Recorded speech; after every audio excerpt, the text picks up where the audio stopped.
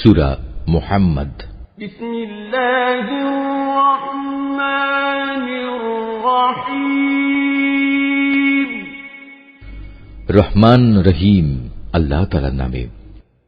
আল্লাযীনা কাফারু ওয়া সাদ্দু আন সাবিলিল্লাহি আযাল্লা আ'মালাহুম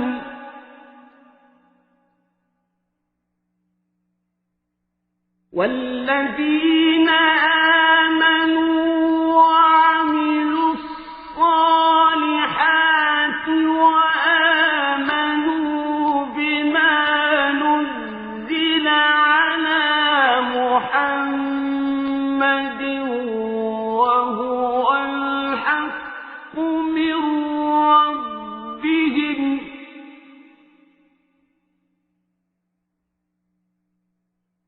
وهو الحق من ربهم كفر عنهم سيئاتهم وأصلح بالهم। যারা আল্লাহ তাআলাকে অস্বীকার করেছে এবং অন্য মানুষদের আল্লাহর পথ থেকে দূরে সরিয়ে রেখেছে, আল্লাহ তাআলা তাদের সমগ্র কর্মই বিনষ্ট করে দিয়েছেন।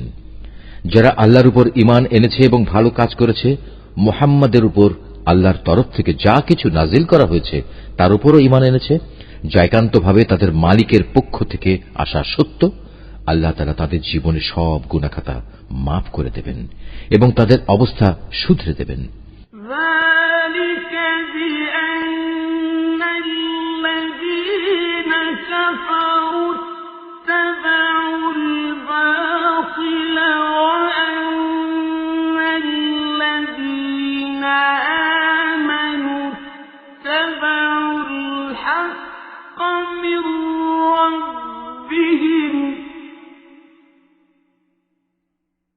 كذلك يضرب الله للناس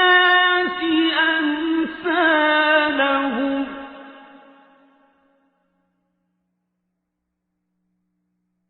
فإذا لقيتم الذين كفروا فضرب الرقاب حتى إذا أثخنتموهم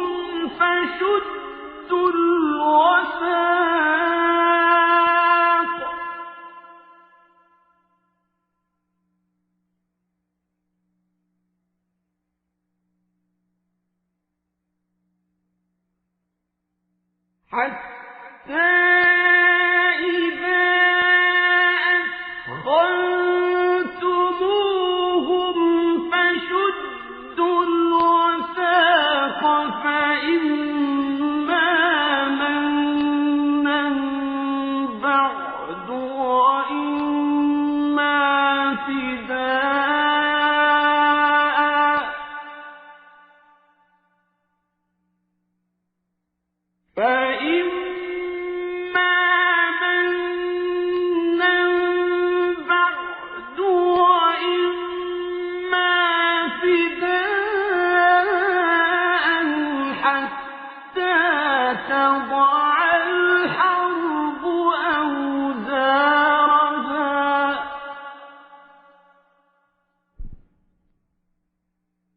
ذلك ولو يشاء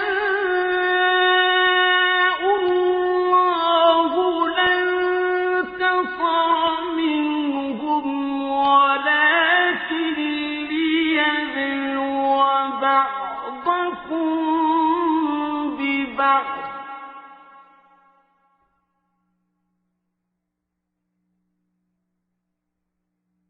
والذين قتلوا في سبيل الله فلن يضل أعمالهم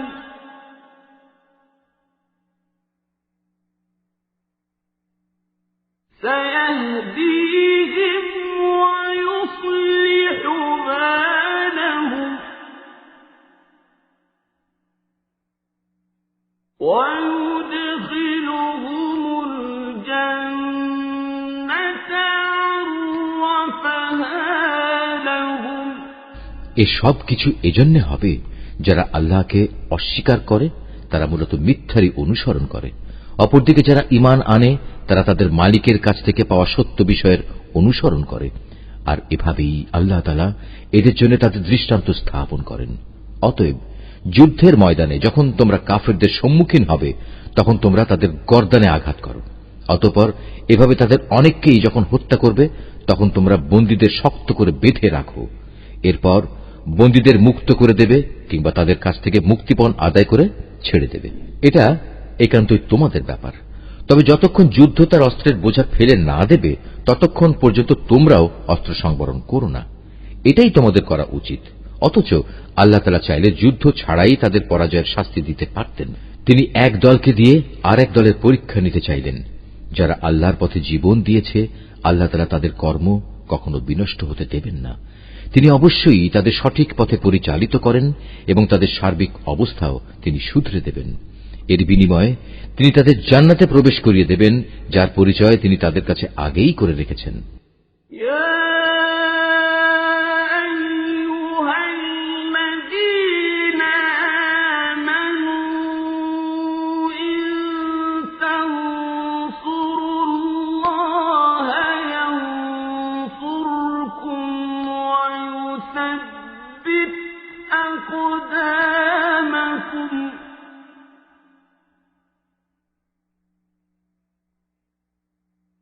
والذين كفروا فتعسا لهم وأضل أعمالهم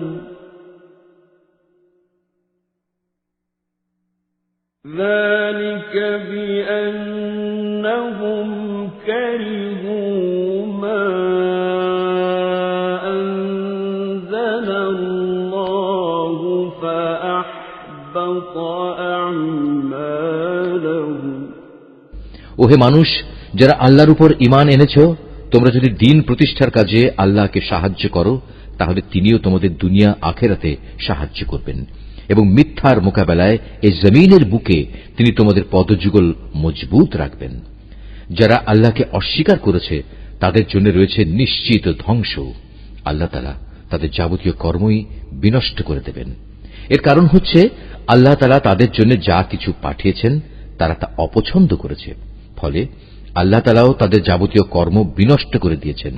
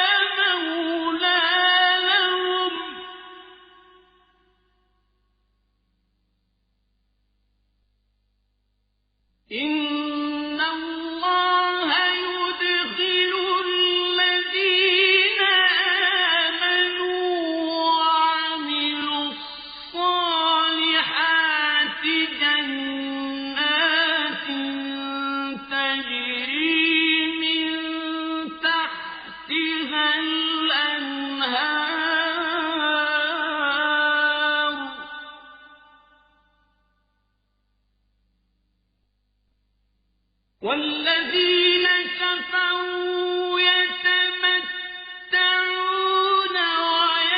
ويأكلون كما تأكل الأنعام والنار مثوى لهم وكأين من قرية هي أشد قوة من قريتك التي أخرجتك أهلكناهم فلا ناصر لهم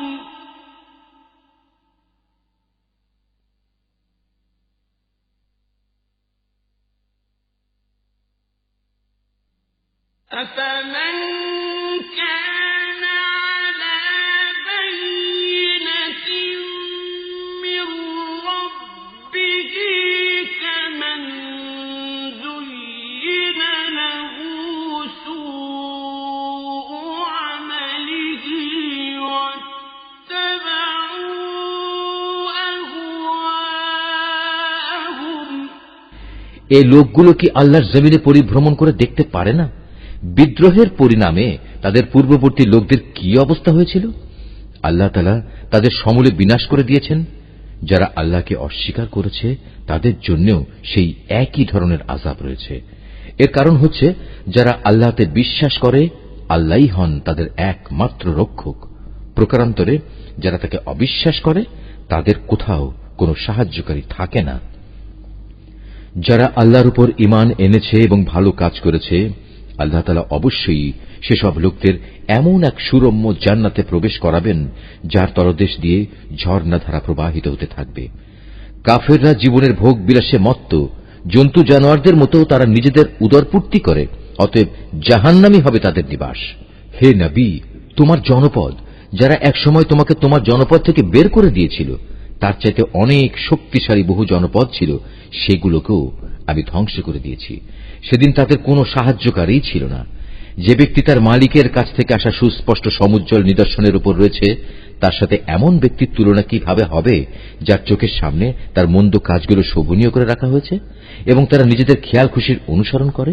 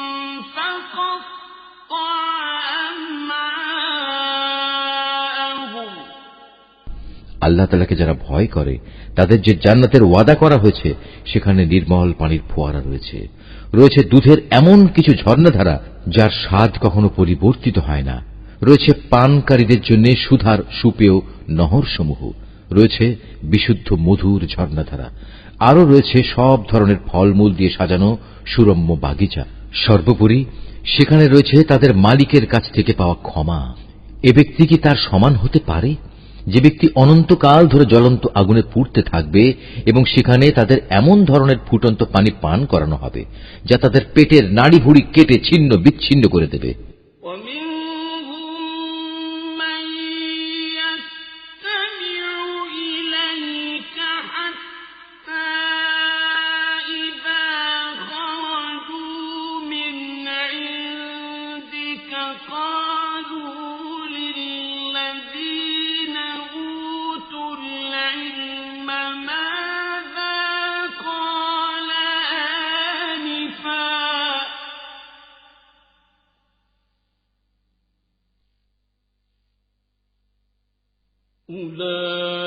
أولئك الذين طبع الله على قلوبهم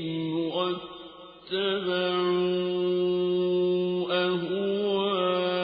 أهواءهم والذين اهتدوا زادهم هدى وآتاهم تقواهم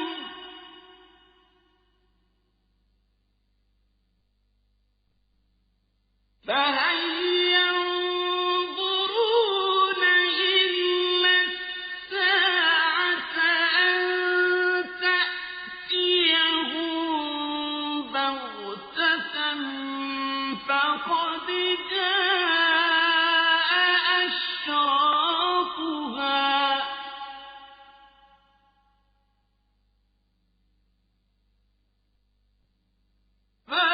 فأنى لهم إذا جاءتهم ذكراهم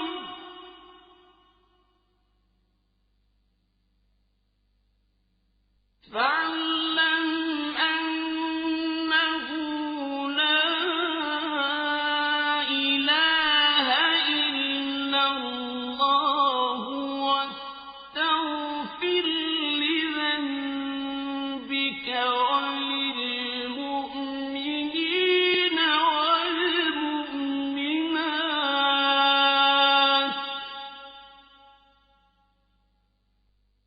والله يعلم متقلبكم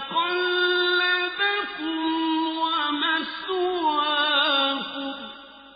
তাদের মধ্যে এমন কিছু লোকও আছে যারা তোমার কথা শোনে, কিন্তু যখন তোমার কাছ থেকে বাইরে যায় তখন তারা এমন সব লোকদের কাছে এসে বলে যাদের আল্লাহর পক্ষ থেকে জ্ঞান দান করা হয়েছে।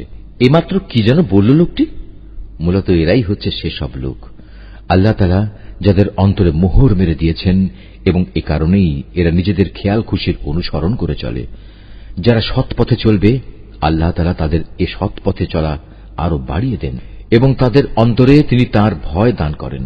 হঠাৎ করে কিয়ামতের ক্ষণটি তাদের উপর এসে পড়ুক, তারা কি সেই অপেক্ষায় দিন গুনছে? অথচ কিয়ামতের লক্ষণসমূহ তো এসেই পড়েছে। আর একবার যখন কিয়ামত এসেই পড়বে তখন তারা কিভাবে উপদেশ গ্রহণ করবে? হে নবী, জেনে রেখো আল্লাহ তাআলা ছাড়া দ্বিতীয় কোনো মাবুদ নেই। অতএব তাঁর কাছেই নিজের গুনাহ খাতার জন্য ক্ষমা প্রার্থনা করো। ক্ষমা প্রার্থনা করো তোমার সাথী মোমেন পুরুষ ও মোমেন নারীদের জন্য। আল্লাহ তাআলা যেমন তোমাদের গতিবিধির খবর রাখেন, তেমনি তিনি তোমাদের নিবাস সম্পর্কেও পূর্ণ ওয়াকিবহাল রয়েছেন। ويقول الذين آمنوا لولا نزلت سورة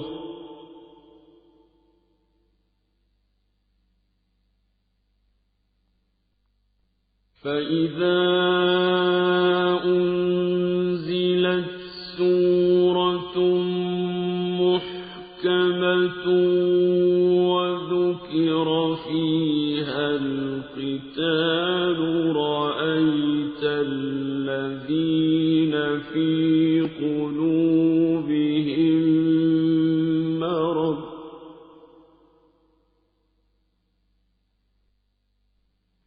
رأيت الذين في قلوبهم مرض ينظرون إليك نظر المغشي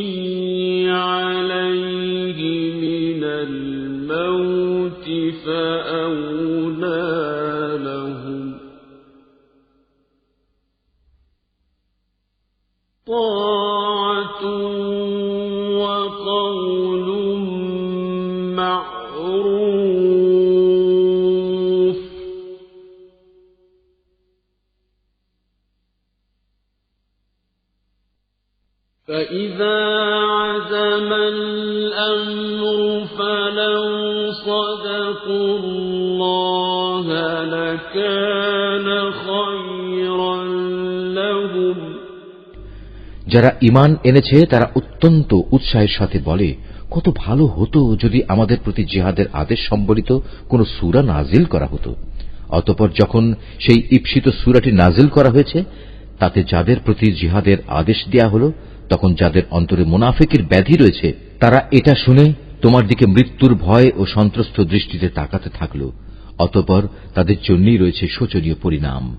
অথচ আদেশের আনুগত্য করা এবং সুন্দর কথা বলাই ছিল তাদের জন্য উত্তম। যখন জিহাদের সিদ্ধান্ত হয়েই গেছে, তখন তাদের জন্য আল্লাহর সাথে কৃত অঙ্গীকার পূরণ করাই ছিল ভালো। فهل عسيتم